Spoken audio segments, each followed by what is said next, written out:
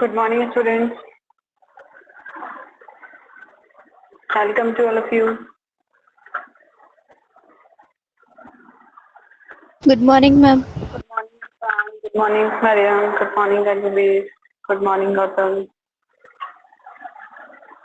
Good morning, Nikita. Yes, join the class, students. Image not clear. क्या नहीं clear है?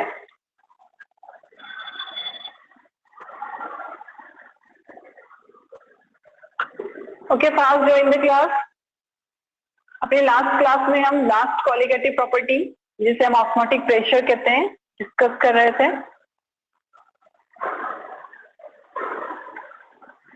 Good morning Vaishnavi. Good morning ma'am. Good morning. Ma'am blur आ रहा है पीछे और आप स्क्रीन ब्लर आ रही है पूरी. मेरा पिक्चर सही दिख रहा है? नो मैम, ब्लर है. अब इसके लिए तो क्या कर सकते हैं? देखो अभी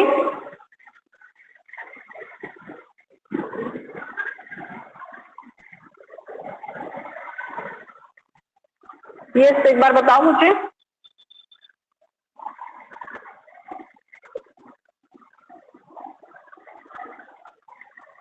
पिक्चर क्लियर है? वीडियो सही नजर आ रहा है?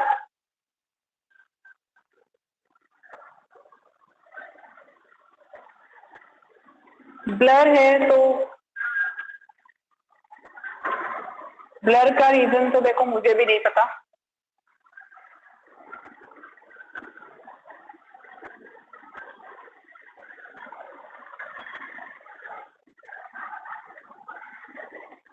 मोहित, what you are writing here?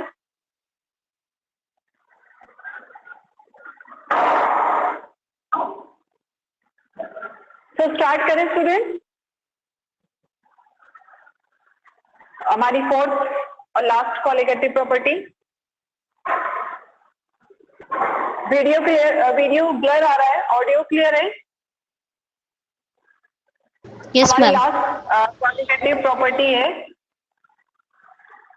Osmotic pressure. तो ऑस्मोटिक प्रेशर को समझने से पहले हम ऑस्मोसिस के बारे में समझते हैं कि ऑस्मोसिस क्या होता है. देखो, ऑस्मोसिस सॉल्वेंट से रिलेटेड प्रोसेस है जिसमें सॉल्वेंट फ्लो करता है. कहाँ सॉल्वेंट फ्लो करता है? From its higher concentration to lower concentration. But उस फ्लो के लिए एक मीडियम चाहिए होता है by the mean of semi permeable membrane. ये सारा हम क्लियर करके आए. अपने लास्ट लेक्चर में भी हमने समझा था कि सेमी परमिएबल मेम्ब्रेन क्या है. स्किन का एग्जांपल हमने लिया था. हमारी स्किन सेमी परमिएबल मेम्ब्रेन की तरह काम करती है जो कुछ पार्टिकल्स को तो अलाउ करती है फ्लो के लिए और कुछ पार्टिकल को अलाउ नहीं करती है. तो इसे हम सेमी परमिएबल मेम्ब्रेन कहते हैं. सेलेक्टिवली परमिएबल मेम्ब्रेन भी कह सकते हो. सिलेक्टेड होती है. ठीक उसी तरह सेमी परमिएबल मेम्ब्रेन जब आप सॉल्यूशन के केस में देखते हो तो वो सॉल्यूट के लार्जर पार्टिकल्स को अलाउ नहीं करती है फ्लो के लिए. सॉल्वेंट के जो स्मॉलर पार्टिकल्स हैं, सॉल्वेंट के पार्टिकल्स स्मॉल होते हैं as compare to solvent particles. तो सॉल्वेंट के पार्टिकल्स को वो फ्लो होने देता है. तो इस प्रोसेस को हम ऑस्मोसिस नाम देते हैं. उसके बाद ऑस्मोसिस का देखो एक सिंपल सा एग्जांपल. यस, प्रेशर कुकर कहाँ से आ गया ऑस्मोसिस में? देखो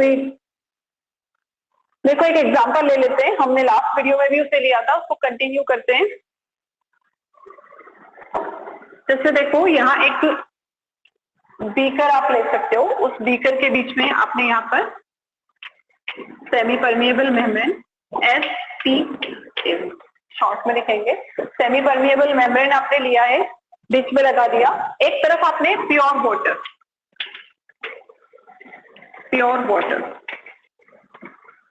एक तरफ आपने प्योर वाटर लिया है और सेमी परमिएबल मेम्ब्रेन के दूसरे साइड आपने वाटर में NaCl, आप कह सकते हो कि सेलाइन वाटर, या आप कह सकते हो कि आपने समुद्र का पानी जो होता है, ठीक है, सेलाइन वाटर हमने लिया है. तो यहाँ हम लिखेंगे वाटर प्लस NaCl. ये NaCl के मॉलिक्यूल. ओके अब देखो सेमी परमिएबल मेम्ब्रेन है, सॉल्वेंट की हायर कंसेंट्रेशन यहाँ नजर आ रही है आपको, लोअर कंसेंट्रेशन यहाँ नजर आ रही है। सॉल्वेंट कम है ना यहाँ पर, सॉल्यूट भी आ गया तो उसकी कंसेंट्रेशन भी आ गई। तो अब देखो ऑस्मोसिस की प्रोसेस स्टार्ट होगी, ऑस्मोसिस की प्रोसेस स्टार्ट होगी और सॉल्वेंट अपनी हायर कंसेंट्रेशन से लोअर की तरफ जाएगा bye the mean of semi permeable membrane. तो होगा क्या कि आपका जो सोल्यूशन वाला साइड है, जो वाटर प्लस NaCl वाला साइड है, वहां पर सॉल्वेंट का अमाउंट, पानी का अमाउंट बढ़ने लगेगा। वो इतना ज्यादा, चलो मान लो यहाँ कम हो गया क्लॉट होते होते और यहाँ पर अमाउंट बढ़ने लगा। समझ में आ रही है ये चीज, सॉल्वेंट बाहर जा रहा है। अब एक चीज ध्यान में देखो कि आपको ड्रिंकिंग के लिए, पीने के लिए प्योर वाटर चाहिए होता है या नमक मिला हुआ पानी? ऑब्वियसली प्योर वाटर चाहिए, बट यहाँ तो प्योर वाटर की कंसेंट्रेशन कम हो रही है और नमक मिला हुआ पानी जो है आपका सेलाइन वाटर जो है उसकी कंसेंट्रेशन बढ़ रही है। तो ये ऑस्मोसिस की वजह से हो रहा है, बट आपको उसे रोकना है। आपको क्या चाहिए? Yes Naman, yes Naman, what you are asking about?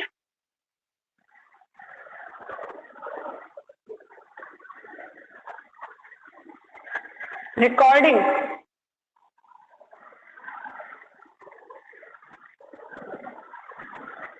Yes recording on है। क्या काम है आपको रिकॉर्डिंग से? आप लोग अदरवाइज डिस्कस ना करो, मैं नमन से पूछ रही हूँ तो वो मुझे रिप्लाई कर देगा, उसे जो भी पूछना है। यस नमन, रिकॉर्डिंग के बारे में आपको क्या जानना है?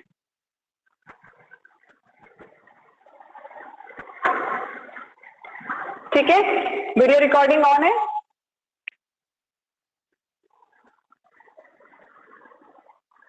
यस ऑन है।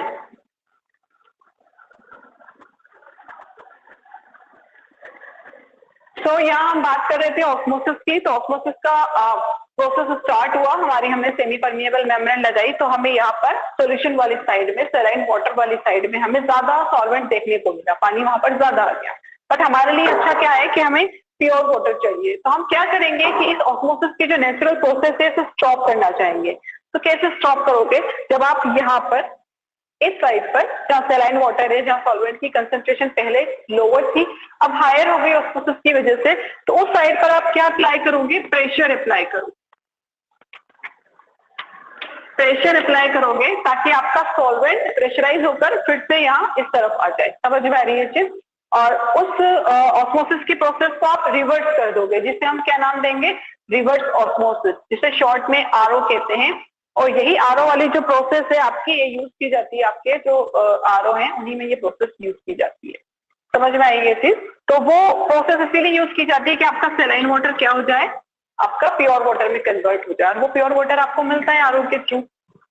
तो यहाँ पर ऑस्मोसिस की प्रोसेस को हमने प्रेशर लगाकर रिवर्स कर दिया और रिवर्स ऑस्मोसिस में कन्वर्ट कर दिया। तो जो प्रेशर अप्लाई किया आपने ऑस्मोसिस को स्टॉप करने के लिए, रिवर्स करने के लिए, उस प्रेशर को ही हम नाम देते हैं ऑस्मोटिक प्रेशर। और ये ऑस्मोटिक प्रेशर डिपेंड करता है किस पर? Number of particles of solute, इसीलिए इसको कॉलिगेटिव प्रॉपर्टी कहते हैं। हर्षित, रिवर्स ऑस्मोसिस, जब आपकी ऑस्मोसिस की प्रोसेस रिवर्स हो जाती है, और कैसे रिवर्स होती है? ऑस्मोसिस की नेचुरल प्रोसेस क्या है कि ऑस्मोसिस आपका इस तरफ हो रहा था, हायर कंसेंट्रेशन से लोअर की तरफ जा रहा था। ओके, बट यहाँ पर क्या हुआ? आपको प्योर वाटर चाहिए, तो आपने सोचा कि आप इसको स्टॉप कर दो, इस जो ऑस्मोसिस की प्रोसेस हो रही है इसे स्टॉप कर दो। तो ऑस्मोसिस की नेचुरल प्रोसेस को स्टॉप करने के लिए आपने जो प्रेशर अप्लाई किया सोल्यूशन वाली साइड में, उस प्रेशर को आपने ऑस्मोटिक प्रेशर कहा। और इस ऑस्मोटिक प्रेशर की वजह से फिर से जो वाटर के मॉलिक्यूल हैं वो कहाँ आने लगते हैं? सॉल्वेंट वाली साइड में। और इसे ही हम नाम देते हैं रिवर्स ऑस्मोसिस, यानी RO नाम दिया जाता है। इसी RO की वजह से आपको प्योर वाटर मिलता है। तो ये RO की प्रोसेस हुई। RO की प्रोसेस के लिए आपने कौन सा प्रेशर अप्लाई किया? ऑस्मोटिक प्रेशर अप्लाई किया। यानी ऑस्मोटिक प्रेशर, ऑस्मोसिस को स्टॉप करने के लिए जो प्रेशर लगाते हैं, नाम इसका ऑस्मोटिक प्रेशर है, बट ये ऑस्मोसिस को स्टॉप कर रहा है, रिवर्स कर रहा है। इस प्रेशर को हम एक कॉलिगेटिव प्रॉपर्टी मानकर चलते हैं, क्योंकि ये सॉलिड पार्टिकल्स के नंबर पर डिपेंड करती है। तो ये तो है हमारा ऑस्मोटिक प्रेशर का कंसेप्ट। तो इसकी एक बार कैलकुलेशन देख लेते हैं, फिर उस पर बेस्ड कुछ क्वेश्चंस हैं जो हमारी एनसीईआरटी से ही है, उन्हें भी हम सॉल्व कर लेंगे। तो fast, if you have note down, तो हम यहाँ पर ऑस्मोसिस की डेफिनेशन हमने लिख ली है। ऑस्मोटिक प्रेशर को डिफाइन करेंगे हम।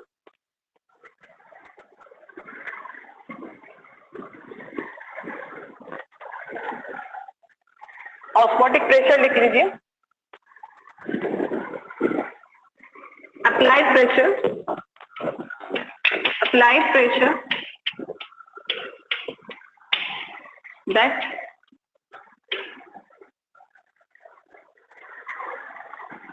that stop the which process? Osmosis।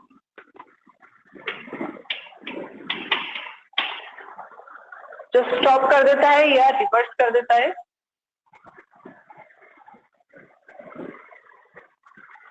तो ऑस्मोटिक प्रेशर वो अप्लाइड प्रेशर है जो हमने अप्लाई किया है, ठीक है। सॉल्यूशन के पास नहीं था, हमें बाहर से अप्लाई करना पड़ा, उसने क्या कर दिया, स्टॉप कर दिया किसको, ऑस्मोसिस की प्रोसेस को। ओके, इसे हम किससे डिनोट करते हैं, डिनोटेड बाय, सभी को पता होगा, आप पाई से डिनोट करते हो। जिस तरह प्रेशर को पी से डिनोट करते हो, ये ऑस्मोटिक प्रेशर इसे हमने पाई से डिनोट किया। फिर अब इसके लिए हम जो हमारी इक्वेशन है वो देख लेते हैं, जिससे हम न्यूमेरिकल सॉल्व करते हैं। जैसे कि आपके पास प्रेशर को लेकर जो आपके पास गैस रिएक्शन है, उस गैस रिएक्शन में आप क्या लिखते हो, PV is equals to the nRT, ये लिखते हैं हम गैस इक्वेशन में। यहाँ P की जगह हम पाई भी लिख सकते हैं, सिर्फ पाई लिखोगे आप तो N/V RT आपके पास आ जाएगा। सब जानते हैं N क्या है, यहाँ पर मोल है, R क्या है, गैस कांस्टेंट है, T क्या है, आपका गिवन टेम्परेचर है। तो जब आपका वॉल्यूम राइट हैंड साइड पर आ गया तो N/V क्या लग रहा है आपको, मोल्स अपॉन वॉल्यूम। तो यहाँ आपकी कंसेंट्रेशन टर्म, जिसे हम मोलरिटी कहते हैं, वो कंसेंट्रेशन टर्म आ गई है। ये सफान रिवर्स में फिर यही होगा ना, ऑब्वियसली ऑस्मोसिस के अपोजिट हो जाएगा। Okay, NV/RT। तो इस NV/RT को आप कह सकते हो कोई सी भी कंसेंट्रेशन टर्म, यहाँ सिर्फ कंसेंट्रेशन लिख लेते हैं, moles upon volume concentration term है, उस कंसेंट्रेशन टर्म को आप C से डिनोट करोगे, CRT। ये आपका ऑस्मोटिक प्रेशर की कैलकुलेशन के लिए आपकी इक्वेशन आती है। यहाँ पर R क्या है आपका, लिख लो इसको भी, R क्या है आपका, गैस कांस्टेंट है। वैल्यू सभी को पता है R की। T यहाँ पर आपका टेम्परेचर है, C यहाँ पर आपकी कंसेंट्रेशन है, जो भी आपको गिवन होगी।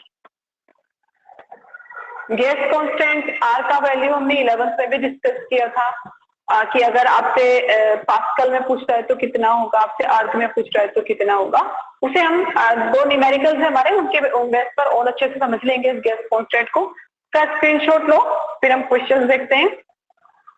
ये था हमारा ऑस्मोटिक प्रेशर। ये कैलकुलेशन के लिए जो न्यूमेरिकल्स हमें ऑस्मोटिक प्रेशर से मिलता है। Have you taken screenshot?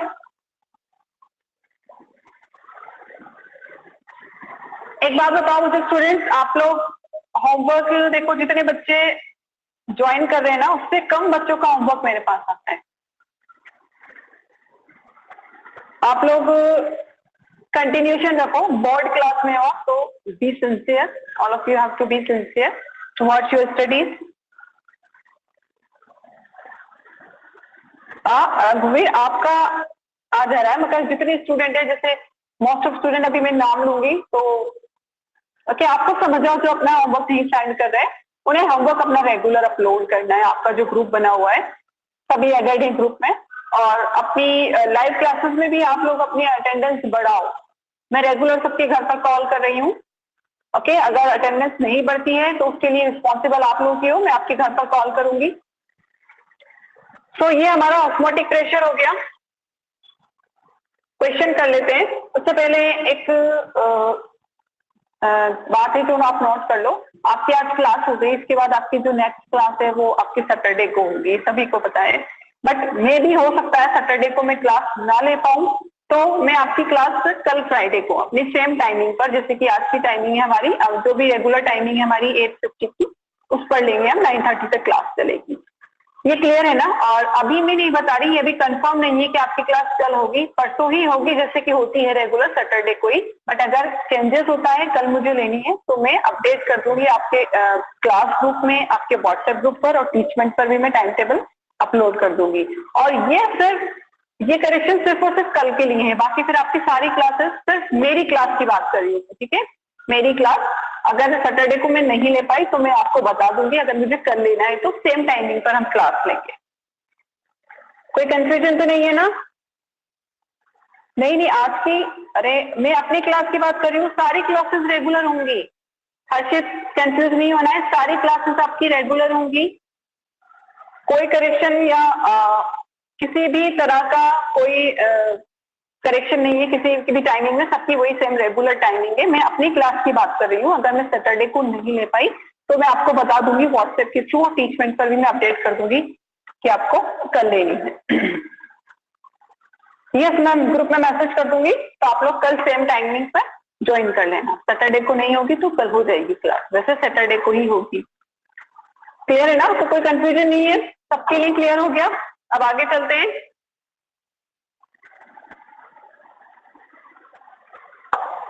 Question लिख लेते हैं।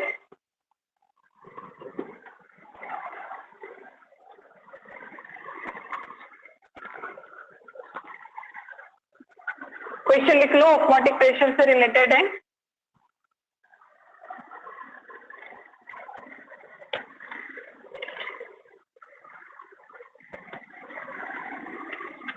एक 300 kelvin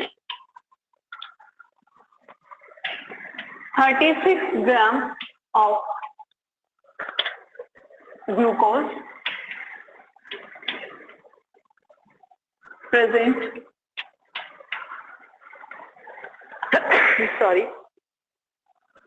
present in a liter of its solution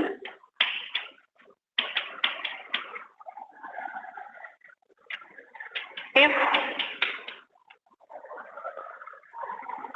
the osmotic pressure of the solution is 1.52 bars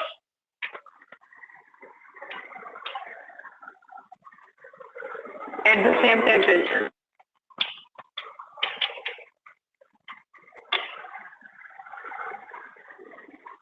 what would be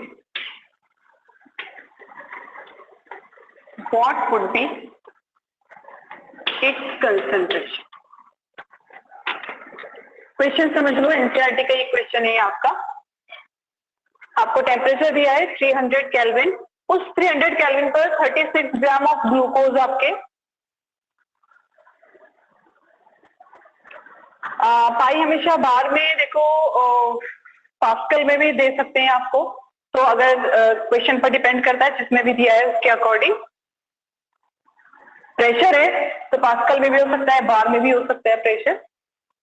तो यहाँ देखो क्वेश्चन में दिया है आपको 300 केल्विन टेम्परेचर दे दिया, आपको 36 ग्राम ग्लूकोज दिया है, एक present in a litre of its solution, इसके 1 लीटर सोल्यूशन में प्रेजेंट है। If the osmotic pressure of the solution is 1.52 बार, आपको ऑस्मोटिक प्रेशर दे दिया at the same temperature same रहेगा पूरी रिएक्शन में, what would be it's concentration? तो glucose की कंसंट्रेशन आपसे पूछना है, कन्वर्ट करके यूज करना है या कन्वर्ट करके यूज करना है, अभी देख लेते हैं। ठीक है, तो क्या क्या गिवन है आपको, क्वेश्चन का स्क्रीनशॉट ले लो या फिर एक बार देख लेते हैं क्या क्या गिवन है। हमें टेम्परेचर गिवन है 300 केल्विन, केल्विन में ही है, कन्वर्ट करने की इसको जरूरत नहीं है आपको। यस, पाई दिया हुआ है 1.52 बार, और अच्छा ग्राम दिए हुए, इसके अमाउंट दिया हुआ है आर देखो गैस कांस्टेंट,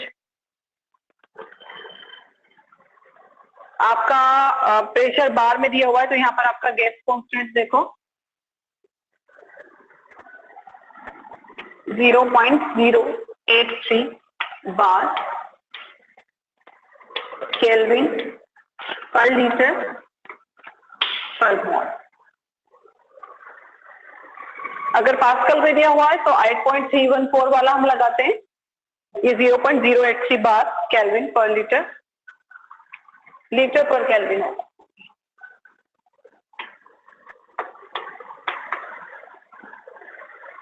पर केल्विन पर मोल।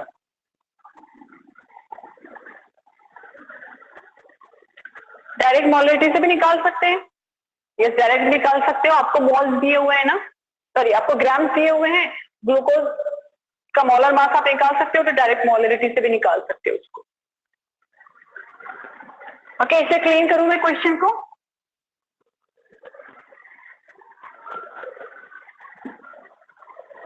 सो क्या क्या दिया हुआ है आपको, आपने लिख लिया है। आपकी इक्वेशन है pi equals to the C R T. आपसे कंसेंट्रेशन पूछ रहा है ना, तो मास और मोलर मास से निकाल लो, या फिर सी को डायरेक्ट आप बाहर ले आओ। तो C is equals to the R T pi upon R T. करो इसे। पाई का वैल्यू 1.52 बार, गैस कांस्टेंट है आपका 0.083 बार लीटर पर केल्विन पर मोल। और उसके अलावा टेम्परेचर दिया हुआ है आपको, टेम्परेचर कितना है 300 केल्विन है। सॉल्व करो इसको, आपके पास कंसंट्रेशन आ जाएगी। और जो आपका सोल्यूशन है उसमें कंसंट्रेशन 0.061 मोलरिटी दी हुई है।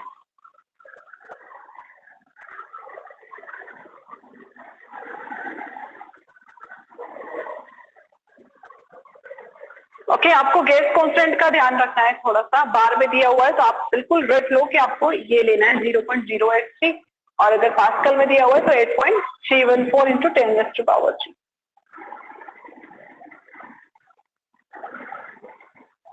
मोलरिटी से 0.2 आ रहे हैं, तो मोलरिटी में N/V आएगा ना आपका, तो वॉल्यूम तो यहाँ दिया हुआ ही नहीं है ना N/V RT। मोलरिटी से अगर आप करते हो, ये मोल्स लगाओगे तो मोल्स के लिए आपको ग्राम्स में दिया हुआ है, आप इसका मोलर मास निकाल के मोल निकाल सकते हो, बट वॉल्यूम यहाँ पर थोड़ा सा कंफ्यूजिंग हो जाएगा। एक बार करके देखना मोलरिटी से ना, मैंने सॉल्व नहीं किया, ठीक है। मोलरिटी वाले से थोड़ा सा कंफ्यूज हो जाओगे आप इससे डायरेक्ट कर सकते हो। कंसंट्रेशन पूछ रहा है ना कि आपसे मोलरिटी पूछ रहा है, सिर्फ कंसंट्रेशन बोला है, क्वेश्चन में बताया yes in litre, but direct concentration पूछ रहा है ना, कोई से भी मोलरिटी टर्म नहीं पूछ रहा तो आप इतनी कंसंट्रेशन लिख सकते हो, इतने मोल, इतनी मोलरिटी है इसकी, ठीक है। तो ये तो एक क्वेश्चन हुआ हमारे ऑस्मोटिक प्रेशर का। एक क्वेश्चन और कर लेते हैं।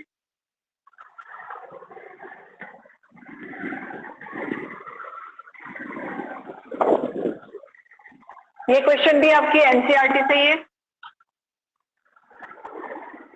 मोलरिटी भी तो कंसंट्रेशन होता है, बट क्वेश्चन में गिवन नहीं है ना कि मोलरिटी ही निकालना है, सिर्फ आपको कंसंट्रेशन के लिए बोला है रघुवीर। अगर मोलरिटी कहता तो भी हम ट्राई करके देख लेते। आप कह रहे हो कि आपने ट्राई किया तो आंसर डिफरेंट आ रहा है, तो फिर अगर हमें कंसंट्रेशन दिया है डायरेक्ट, तो सिर्फ कंसंट्रेशन ही निकालेंगे, है ना। उसको पूछना होता तो वो डायरेक्ट मोलरिटी कह देता। आपने निकाल के देख लिया, कंफर्म हो गया आपका कि जो टर्म देखा उसी टर्म में पूछेंगे फिर कंसंट्रेशन, तो आप उसी में आपका उसका आंसर निकालना होगा। ओके, एक और क्वेश्चन ले लेते हैं।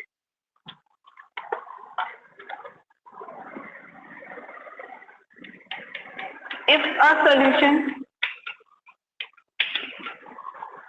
prepared by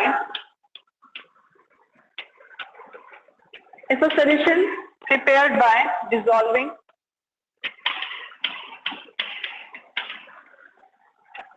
आप नोट डाउन करते चलो क्वेश्चन, आपको आवाज साफ आ रही है?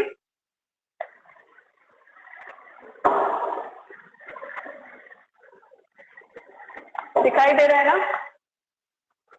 आई थिंक नजर नहीं आ रहा होगा।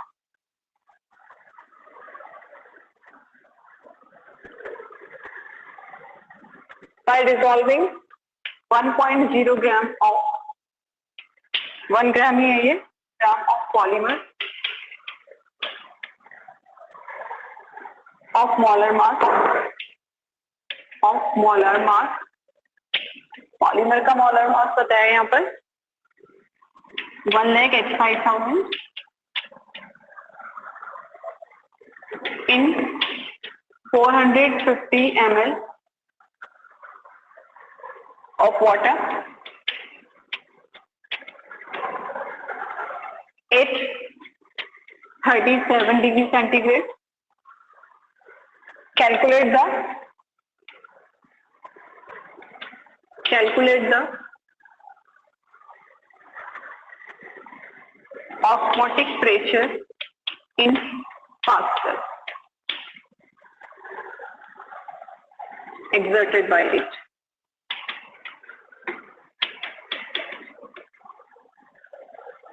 क्वेश्चन समझो फिर आंसर की तरफ चलते हैं।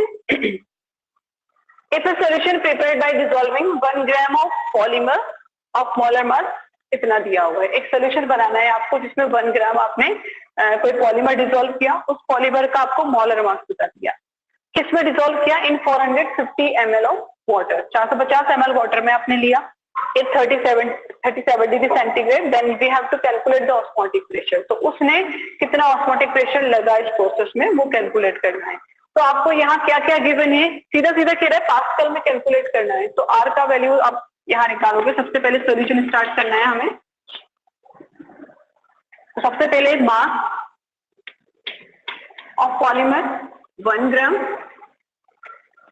Molar mass 1,85,000। ओके, और वॉल्यूम दिया हुआ है आपको 450 ml है। लीटर में कन्वर्ट करोगे क्योंकि आपको आपकी जो यूनिट है पास्कल वो आपके साथ लीटर में ही आता है, वो लीटर में कन्वर्ट किया आपने 0.45 लीटर।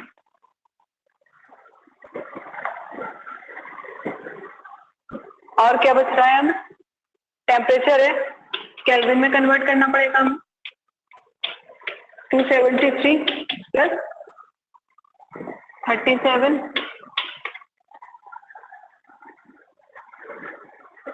कितना हुआ? टेम्परेचर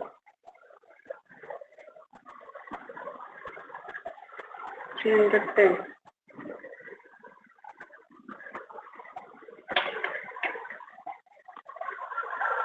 फॉर्मूला क्या है आपके पास?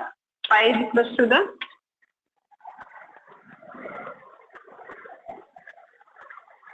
upon molar mass.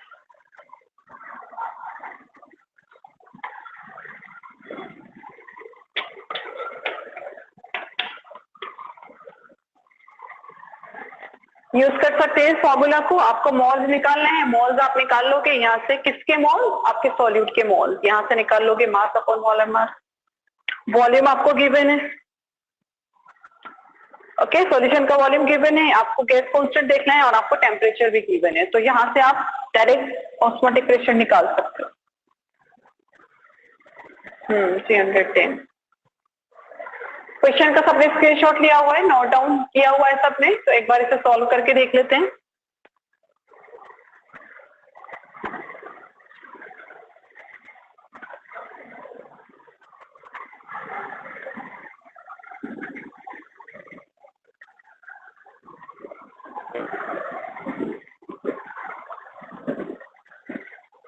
यहाँ से कैलकुलेट करोगे n अपॉन बी। n के लिए आपको क्या लगाना है? Mass upon molar mass. तो यहाँ से n आ जाएगा आपका 1 अपॉन 1,85,000। बी वॉल्यूम आपका आ जाएगा 1 अपॉन 0.45 कर लो। फिर आपका गैस कांस्टेंट आता है पास्कल में, आपको लेना है 8.314 into 10⁻³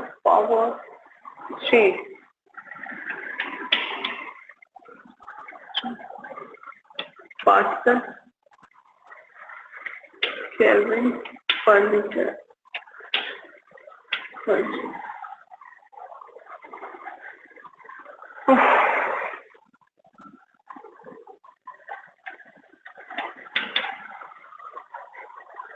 अब क्या बच रहा है? टेम्परेचर बच रहा है आपका, वहां तक विजिबल नहीं है।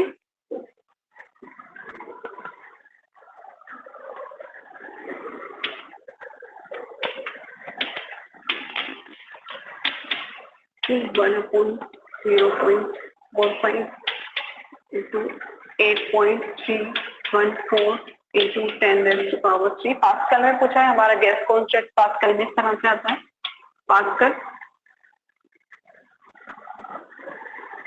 मीटर पर केल्विन पर मोल। अब हमारे पास बचा हुआ है टेम्परेचर 310 केल्विन। तो इसको सॉल्व कर लेंगे हम, ठीक है। तो हमारे पास हमारे ऑस्मोटिक प्रेशर का वैल्यू आ जाता है।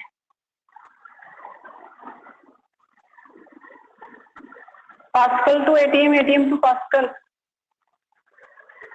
अभी एटीएम वाले में आप कंफ्यूज ना हो। 10⁻³ से क्यों मल्टीप्लाई किया? गैस कांस्टेंट तो फिक्स है ना, यही तो आपका गैस कांस्टेंट है। 11th में भी हमारे बहुत ज्यादा डिस्कशन हुआ था इस चीज से। तो आप मल्टीप्लाई क्यों किया? क्या होता है? गैस कांस्टेंट फिक्स है, इसका वैल्यू फिक्स है। तो यहाँ जो वैल्यू आपकी आ रही है इसकी सॉल्व करने के बाद, तो 30.97 आ रहा है पाई का वैल्यू पास्कल में। सॉल्व करके देख लेना, आपका यही आ रहा है क्या?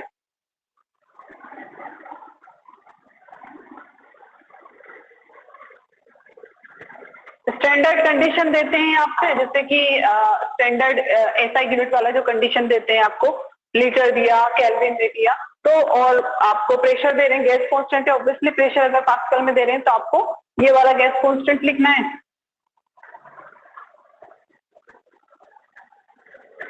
ठीक है, एक क्वेश्चन और करेंगे, वेपर प्रेशर का है वो, इसका स्क्रीनशॉट ले लो।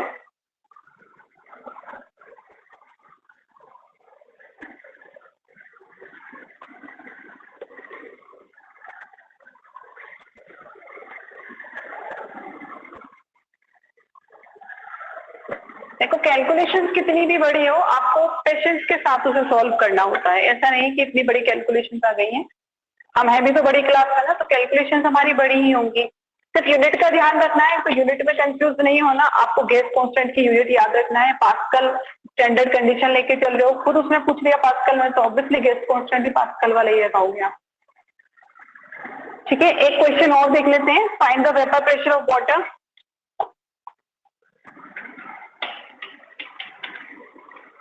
Find the vapour pressure, VP short में लिख रही हूं मैं, और आप लोग नोट डाउन भी करते चलो, ऑडिबल है। Vapour pressure of water and it's relative lowering in vapour pressure. समझ में आई ये चीज? RLVP in the solution, in the solution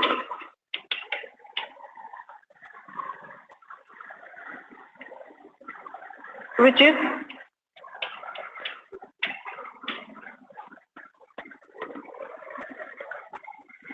in which 50 gram of urea, urea के लिए फार्मूला सबको पता है, NH2CO NH3। क्वेश्चन में गिवन है, नहीं गिवन हो तो हमें याद करना है इसे। Dissolve in 850 gram of water. ये क्या पूछ रहा है हमसे? हमें vapour pressure of water calculate करना है, साथ ही साथ relative lowering in the vapour pressure of solution. अगर इसको जब आपने सॉल्यूशन बना लिया, ठीक है, वाटर का, तो उसमें उसकी वेपर प्रेशर में कितनी रिलेटिव लॉवरिंग हुई वो दोनों कैलकुलेट करना है। प्लस एक काम और करना है आपको कि इसके लिए सोल्यूशन बनाना होगा। तो सोल्यूशन कैसे बनाया आपने? वाटर में 50 ग्राम यूरिया को मिक्स किया इन 85 ग्राम ऑफ वाटर। यहाँ पर आपको दिया हुआ है vapour pressure of water, of pure water given है आपको H298 के लिए 23.8 mm ऑफ Hg, ये गिवन है आपको। अब रिलेटिव लॉवरिंग कैसे करते हैं वो आपको पता है। रिलेटिव लॉवरिंग रिलेशन क्या है, किस तरह से आप फाइंड आउट करते हो? देखो, रिलेटिव लॉवरिंग के लिए P नॉट आपके प्योर सॉल्वेंट का वेपर प्रेशर, सॉल्यूशन स्टेट में सॉल्वेंट का वेपर प्रेशर रिलेटिव करना है तो P नॉट से डिवाइड कर दिया। और ये किसके इक्वल होता है आपका? N1 plus into mole fraction. किसके मोल फ्रैक्शन? सॉल्यूट के मोल फ्रैक्शन। ऐसे ही निकालेंगे ना। यहाँ N1 क्या है? सॉल्यूट के मोल है, लिख लो N1 मोल्स ऑफ सॉल्यूट और N2 मोल्स ऑफ सॉल्वेंट। ये क्लियर हुआ ना स्टूडेंट? इस तरह से रिलेटिव लॉवरिंग के लिए हमें रिलेशन मिला था। कैसे आता है वो रिलेशन भी हम देख कर आए थे कि जो relative lowering in vapour pressure होती है वो किसके इक्वल होती है? आपके सॉल्यूट के मोल फ्रैक्शन के इक्वल। तो इस तरह से फाइंड आउट करते हैं,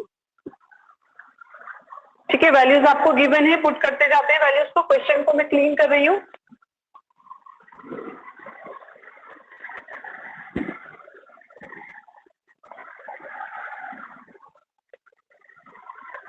प्योर वाटर का वेपर प्रेशर P नॉट आपको दिया हुआ है 23.8। इसमें लोअरिंग हुई या सोल्यूशन का कितना प्रेशर है वो नहीं दिया हमें। 23.8 मॉल्स निकाल लेंगे हम। वाटर के बारे में हमें पता है, यूरिया की हमें वैल्यू गिवन है। तो सबसे पहले मॉल्स निकालेंगे W1 upon M1,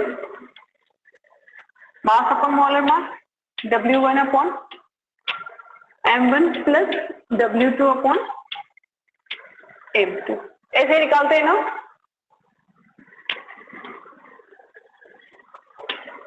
(23.8 minus P 23.8) W1 M1। W1 किसके लिए है? मॉल्स के लिए है। W1 M1 वैल्यूज रखेंगे। सॉल्यूट के मॉल, सॉल्यूट क्या था हमारा? क्या था सॉल्यूट? यूरिया था। यूरिया का आपको मास दिया हुआ है 50 ग्राम है, 50 अपॉन, और यूरिया का मोलर मास NH2 CONH2 से अगर आप निकालते हो तो कितना आता है मोलर मास? नाइट्रोजन के लिए 14 है, हाइड्रोजन के लिए 1 है, कार्बन के लिए 12 है, ऑक्सीजन के लिए 16 है। तो यहाँ मोलर मास हमारे पास आता है 60।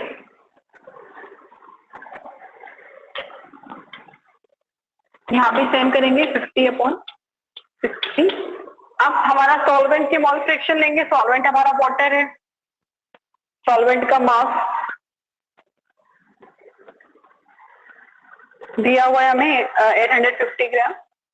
850 मोलर मास 18 होता है, सभी जानते हैं।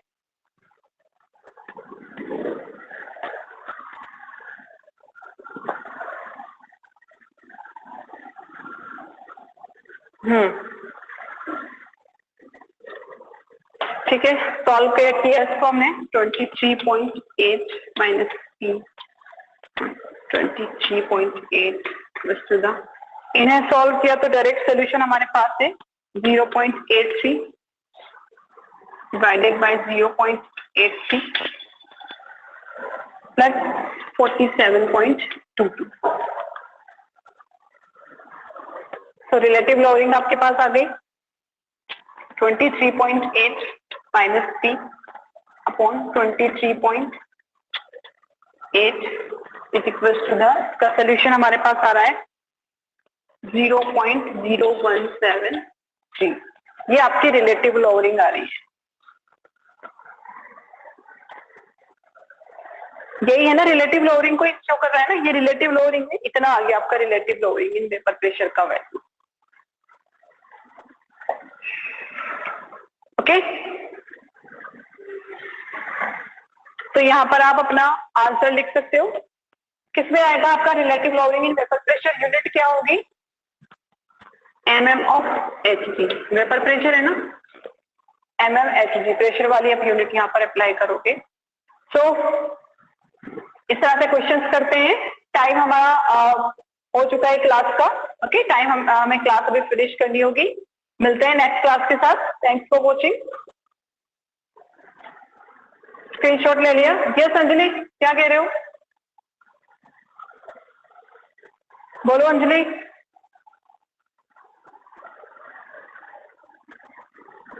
वेपर प्रेशर तो यहाँ दिया ही है ना, वाटर का वेपर प्रेशर तो दे दिया ना, सिर्फ रिलेटिव लोअरिंग पूछिए। सॉल्यूशन का वेपर प्रेशर बोल रहे हो आप, तो कैलकुलेट कर लो यहाँ से सॉल्यूशन का वेपर प्रेशर, यहाँ से कैलकुलेट कर लो, इसे क्रॉस मल्टीप्लाई कर लो उसको। ठीक है, सॉल्यूशन का पूछा जैसे ना, सॉल्वेंट का तो दिया हुआ, यहाँ से क्रॉस मल्टीप्लाई कर लो, आपके पास पी का वैल्यू आ जाएगा।